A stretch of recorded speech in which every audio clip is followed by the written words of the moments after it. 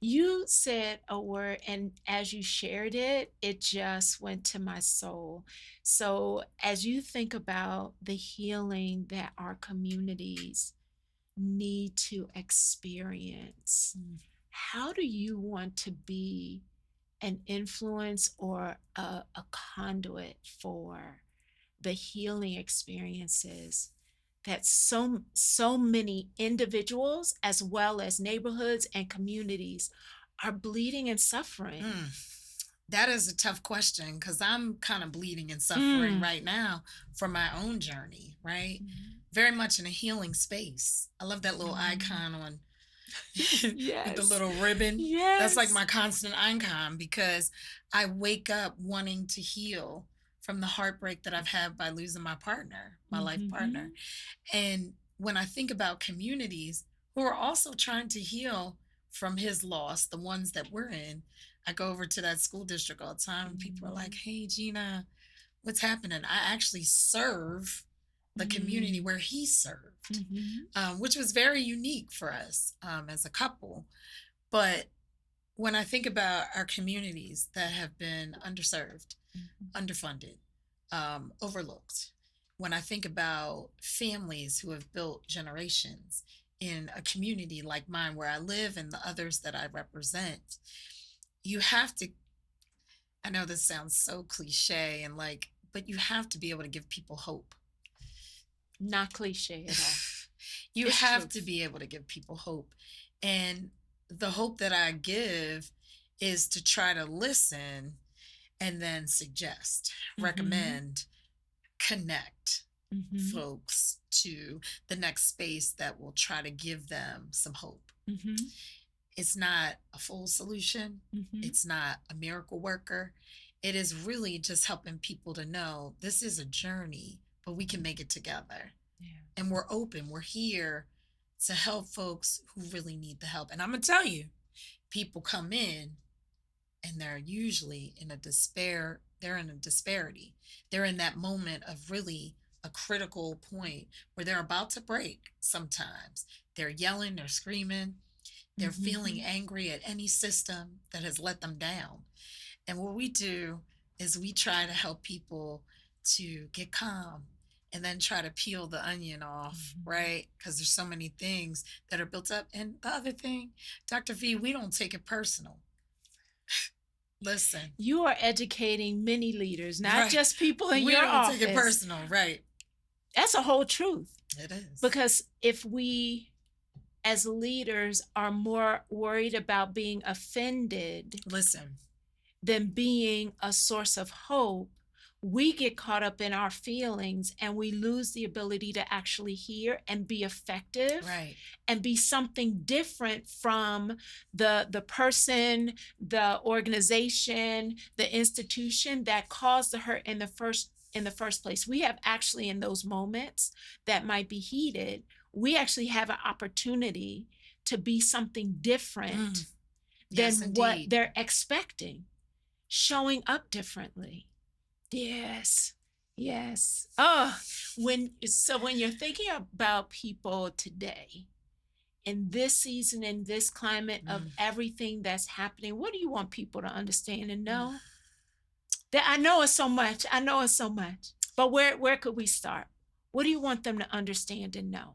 Because I know the growing angst that happens in our communities, right? um, what I've heard from folks, just feeling a sense of despair and really Mm. talking to a lot of young people because I have young adults in my house now. And we taught them to have a voice, right? Yes. And they have great voices. I'm so very proud of them, even the baby girl. Um, but in having a voice, sometimes we can get weary. Mm. And so I want young people to know, particularly, and wise folks too, that there is always room to grow, that we need to take the love that we have within us, Mhm. the ideas that we have about what's happening around us, and really taking a pause to understand how what we do today will impact us for the next two Mhm. cycles. Mhm. The next two cycles, which means 8 years. Yeah. I often talk to people because Rap used to talk to me about this. Hey, G, what's your 5 year plan? Yeah. I wasn't really a planner. Mhm. Kind of like a, hey, I woke up this morning, I'm day to day. Let's Let's do see it. what's happening. Let's Let's do go. it. Let's go. Always on go. And that man was a man who was like, let's plan. Mhm. Where do you see us Mhm. in 5 years? Where do you see us in 10 years? And to your point, and to your question, we have to be goal setters. Yeah. I did it yesterday. I was like, okay, I got another year. Thankfully, I woke up and I pray I make it through the entire year to the Mhm. next year. Mhm. Got 364 days now Mhm. to really try to understand what the goal is, Mhm. how to impact every day, but to think about, Gina, what you're doing today, how's it going to impact your year? What you're doing today, how's it going to impact your next 5 years? And then what do you want to see in 10? Mhm. Do you still want to be struggling, trying to pay the gas at the pump? You Mhm. still want to be talking about the grocery bill, blah, blah, blah. Mhm. So it's really important to be educated Yes. about what these systems are about. Yeah. We don't have time. We do not have time Mm. to lie dormant. And I've been telling a lot of people we don't have time to take a nap None. because you know how sometimes you're like, oh, I'm gonna lay down for a power nap, and you end up because you're so exhausted, you sleep for 45 minutes to an hour and 15, and you wake up and you're really tired. You're like, Mhm. why do I feel so exhausted? I just took a nap. Mhm. It's because you missed out Yeah. on what's really going on because you Yeah. napped and you napped too long. We don't have Mm. time to nap, Dr. V. Mm-mm. We got to pay Mm-mm. attention to what's happening now. And we can get our rest, but we really need to pay attention what's happening now because it is going to impact the next 5 and 10 years. Absolutely. And recognizing that you sleep on this moment and you will wake up Hmm.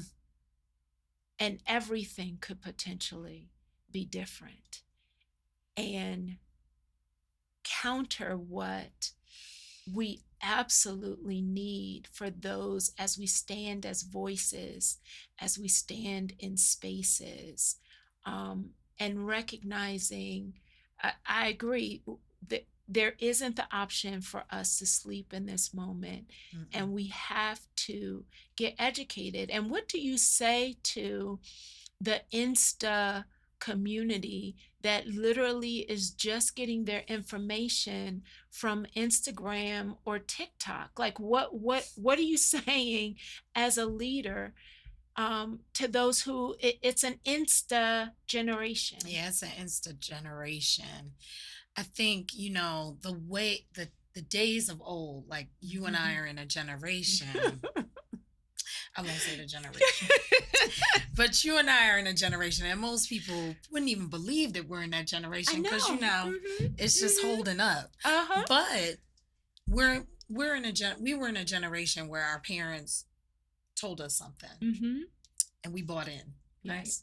We have a generation who we're raising who is very much different. Is that our fault? I don't know, but it's not a bad thing. It's just the fact that I would encourage folks to continue to do the research, Yeah. be well read, understand that Mhm. every video that's Mhm. out there isn't truth. It can be a sheep. Mhm. Mhm. Mhm. You know what I Mhm. mean? It can Yep. be um, a space where you're going to lay down and take a nap. It's going to cause you to go to sleep. Yeah. Just like when you eat too much, Mhm. you're too full to the Yeah. point where you're going to be asleep and Yeah. you're not really going to pay attention. So you have to stay trim. Yeah. You have to have a focus and not believe everything that's going on Mhm. in the whirlwind because you can get, you know how a tornado looks. It Mhm. comes and it takes everything around it. Yeah. And you see things going up in the tornado. That's not where we want to be. Right. We want to Right. we want to be, we Right. want to be lean Right. in what we're looking at. Yeah.